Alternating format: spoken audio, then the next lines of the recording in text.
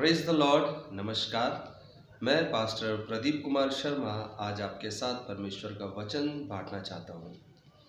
आज परमेश्वर का वचन जो मैं आपके साथ बांटना चाहता हूँ वह है भजन संहिता की किताब अध्याय 5 और उसका वचन 4। इस प्रकार प्रभु के वचन में लिखा है, क्योंकि तू ऐसा ईश्वर नहीं जो दुष्टता से प्रसन्न होता हो, तुझ में कोई बुराई रह नहीं सकती, अहंकारी तेरी आंखों के सामने खड़े नहीं रह सकेंगे, तू सब कुकर्मियों से घृणा करता है।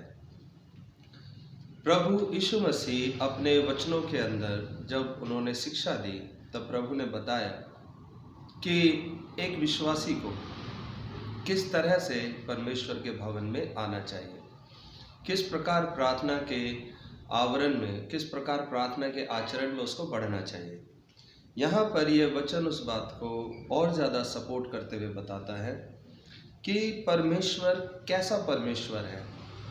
सबसे पहले यहाँ बताया गया है कि वो ऐसा ईश्वर नहीं है जो दुष्टता से प्रसन्न होता हो। मतलब स्पष्ट है कि यदि कोई भक्त परमेश्वर का भक्त कहला करके दुष्टता के काम करता है तो उसके कामों से परमेश्वर प्रसन्न नहीं होगा। बदले में चाहे वो परमेश्वर को कोई भेंट चढ़ा दे या फिर परमेश्वर के नाम का भवन बना दे या फिर दान दक्षिणा पुण्य कर्म कर दे। यहाँ वचन स्पष्ट कहता है कि तू ऐसा ईश्वर नहीं जो दुष्टता से प्रसन्न हो। हर एक मनुष्य जानता है कि वह किस प्रकार का काम कर रहा है, परंतु दिक्कत यह है कि अपनी भूल को कोई स्वीकार करना नहीं चाहता। कोई भी पहले अपनी भूल को मानना नहीं चाहता और अपने हृदय को कठोर कर लेते हैं और उस कठोरता के आवरण में अपने आप को ढक लेते हैं। और परमेश्वर यहाँ पर कहते हैं कि तुझ में कोई बुराई रह नहीं सकती। ऐसे लोगों के लिए एक चिंता की बात यह है कि धरती का जीवन तो शायद उनका फल फूल जाए, धरती के जीवन में तो शायद वो धन धान्य से परिपूर्ण हो जाए, हर चीज़ उनके पास बहुत आयस्य हो, परंतु उसके बाद जो उनका परलोक का और परमेश्वर के साथ संगति का जीवन होगा वो जीवन परमेश्वर के साथ नहीं हो पाएगा। यहाँ लिखा है कि तेरे साथ कोई बुराई रह नहीं सकती। यदि हमें सच्चे मन से और सच्ची आत्मा से हमें परमेश्वर का साथ चाहिए और हमें परमेश्वर की संगति चाहिए तो निश्चय ही हमें उस बुराई के काम को छोड़ना होगा।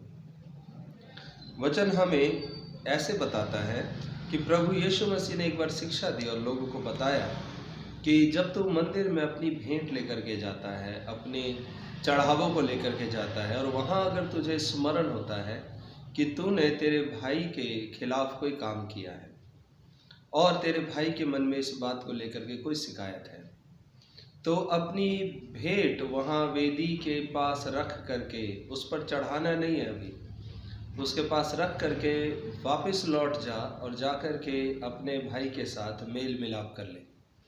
उसको जो भी क्षति तूने पहुँचाई है उस क्षति को दूर कर, किसी भी प्रकार उसके जीवन को आशीष कर और उसके बाद आकर के भेंट चढ़ा।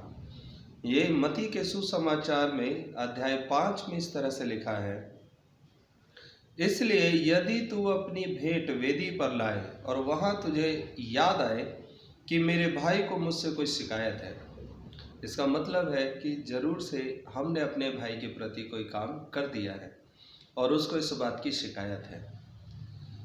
लेकिन ये बात हमारा अंतर्मन जानता है, क्योंकि जब कभी आप अपनी गलती मानेंगे आपके आसपास के लोग आपको या तो सही मार्ग पर अगुवाई करेंगे या फिर आपको उन गलतियों को भूल जाने के लिए कहेंगे कि वो सब तो हो गया, दूसरे की ही गलती थी। लिखा है आगे, तो अपनी भेंट वेदी के सामने छोड़ दे और पहले जाकर अपने भाई से मेल कर ले और तब आकर अपनी भेंट चढ़ा। परमेश्वर यहाँ पर बताता है कि किस प्रकार हमें परमेश्वर के भवन में आना चाहिए।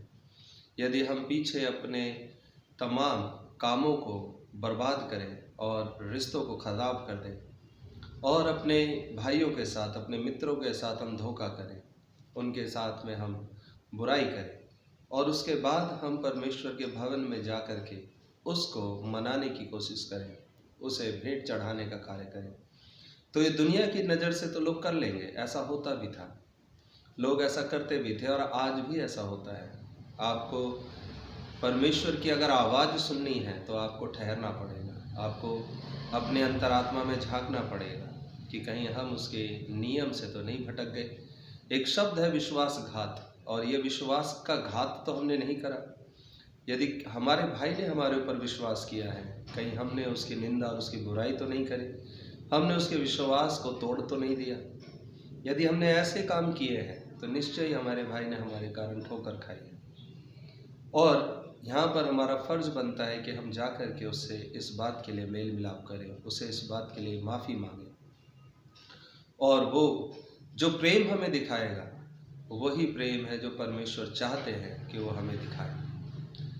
यहाँ पर प्रभु के इस वचन के अंदर यही सारी बातें हम सीखते हैं। परमेश्वर इन वचनों के द्वारा आपकी मदद करें, क्योंकि अपनी गलती को मानना एक सच्चे व्यक्ति की ही पहचान है। कोई भी झूठा कमज़ोर आदमी कभी भी अपनी गलती नहीं मान सकता। आप किसी की गलतियों को माफ़ कर रहे हैं, ये भी आपके अंदर परमेश्वर के काम को बढ़ाएगा। परमेश्वर के चुने हुए लोग ही दूसरों को माफ़ करते हैं। मैं बहुत खुश हूँ कि प्रभु मुझे इन वचनों के द्वारा इस्तेमाल कर रहा है, और मैं आप तक परमेश्वर का ये संदेश पहुँचा पा रहा हूँ, और परमेश्वर आपको अपने अनुग्रह रूपी ढाल से घेरे रहे, और परमेश्वर आपको बहुत ऐसे आशीष देता रहे। इन वचनों को माने, इन वचनों पर चलेंगे तो आपका भला ही होगा। परमेश्वर आपको आशीष दे। आप अपने प्रार्थना विषय हमें भेज सकते हैं और अपने मित्रों के साथ ऐसी वीडियोस को शेयर कर सकते हैं। Thank you very much.